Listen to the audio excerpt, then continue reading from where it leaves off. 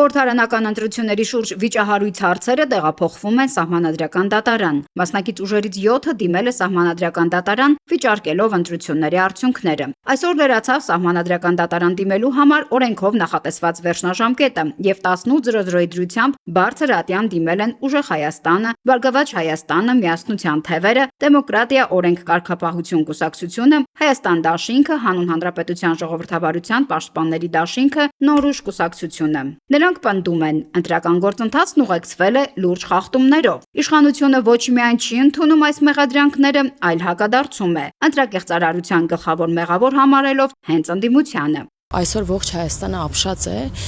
եւ ոչ միայն Հայաստանում են ապշած, հենց իրենց ընդդիմադիրների բաժանած ահռելի քանակի ընտրակաշառքներից եւ այս քայլի նպատակը այն է, որ շեղեն հասարակության ուշադրությունը իրենց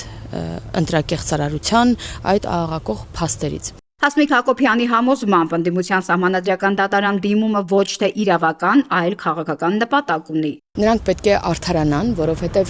ամիսներով ինչ որ կեղծ նիստեր էին անում կառավարության, այդ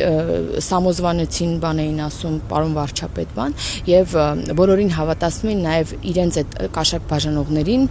հավատացնում են, որ իշխանությունը իրանք վերցնելու են։ Պատգամավորն անգամ պնդում է, եթե ընտրակաշառքների թեման ամբողջությամբ բացահայտվի, մեղադրվողների թիվը կարող է հասնել հազարների։ Սակայն որքանով են ընդդիմության պահանջներն իրավաբանորեն կենսունակ։ Այս հարցում սահմանադրագետ Վարդան Այվազյանը հիշեցնում է. Սահմանադրական դատարանում քաղաքական հայտարարությունները բավարար չեն։ Սահմանադրական դատարան դիմելու համար Սահմանադրական դատարանը երկու հարց պետք է լուծի։ Առաջինը պետք է դիմեն ընտրությունների արդյունքները անվավեր ճանաչելու պահանջով, եւ Սահմանադրական դատարանը որոշում է կայացնում կամ ընտրությունները ճանաչելու անվավեր, կամ կենտրոնական ընտրական հանձնաժողովի որոշումը թողնել ուժի մեջ։ Այվազյանի դիտարկմամբ այդ խախտումները պետք է արձանագրված լինեին տեղամասերում, գրանցամատյաններում, բողոքներով եւ համապատասխան փաստաթղթերով։ Ըստ սահմանադրագետի, ընտրությունների արդյունքների անվավեր ճանաչման համար անհրաժեշտ է ոչ միայն խախտումների առկայությունը, այլ դրանց ազդեցությունը վերջնական արդյունքի վրա։ Եթե ունեցել են այո դժգոհություն, որ սխալ հաշվարկ է գնում եւ այլն, իրանք պետք է դա արձանագրած լինեն, որպեսզի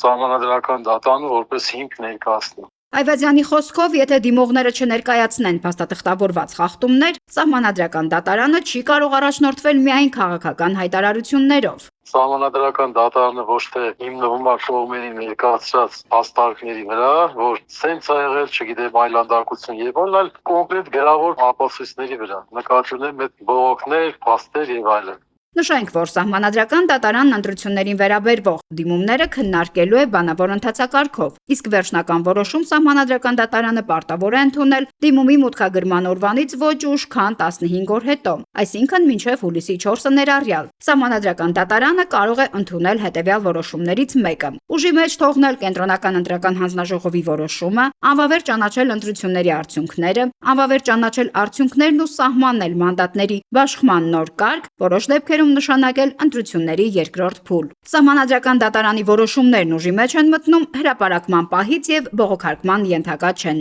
Նարնե Ղուկասյան, Մանուել Ստեփանյան, Ռադար Արմենիա։